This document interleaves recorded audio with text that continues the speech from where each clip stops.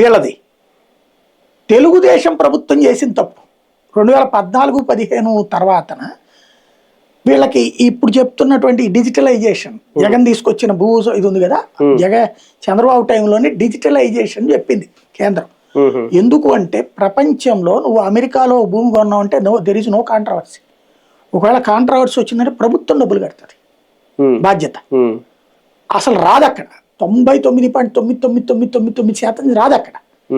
0.00001 వచ్చినా కూడా ప్రభుత్వం రెస్పాన్సిబిలిటీ, ఇన్సూరెన్స్ దానికి పే చేస్తుంది అక్కడ, తప్పు తంది కాబట్టి, రిజిస్ట్రేషన్ చేసింది కాబట్టి. ఇక్కడ అట్లాగా చెయ్యాలి. ఎందుకు అంటే విదేశాల వాళ్ళు ఇన్వెస్ట్ చేయడానికి వస్తున్నారు ఇండియాలో. ఇప్పుడు మన వాన్పిక్ ఎందుకు మూతపడిపోయింది, లేపాక్షి ఎందుకు మూతపడిపోయింది, 1000 ఎకరాలు 500 ఎకరాలు. ఇప్పుడు ఈవెన్ ఇప్పుడు వైజాగ్ లేదు, అమరావతి కూడా ఎందుకు గొడవ కోర్టుల్లో. ఇంతమంది తీసుకున్నప్పుడు వాళ్ళల్లో ఒకడు మా నాన్న భూమి నాది అంటాడు, ఒకడు మా తమ్ముడి భూమి నాది అంటాడు, ఒకడు మా భార్య నేను విడాకులు తీసేసుకున్నాం, మా ఆయన ఎవడు అమ్మేయడానికి నాది అంటది. ఈ కోర్టులో తిరుగుతూ ఉంటాయి ఇవి. వాడు కంపెనీ పెట్టలేడు, అది పూర్తి కాకుండా ఎలా సాధ్యమవుతుంది? మొత్తం తీసుకున్న భూమి మధ్యలో ఉంటుంది.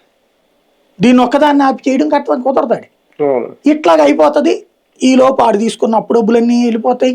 ఎందుకంటే అప్పు తీసుకోగానే డబ్బులు, ఇప్పుడు భూమి తీసుకోగానే భూమి తీసుకెళ్ళి బ్యాంకులో దానిగా పెట్టి దాని మీద వచ్చే డబ్బులతో కొంత ఆ ఇచ్చిన అధికార పార్టీ వాళ్ళకి తృణమో ఫలమో సమర్పించుకుని మిగతా పని బిగించేసే లోపు ఈ గొడవ ఈ ఖర్చులకు వెళ్ళిపోతుంది, అయిపోతుంది ఆ కోర్టు కేసులు వీటితో. ఇట్లాగే డెవలప్మెంట్ ఆగిపోతుంది.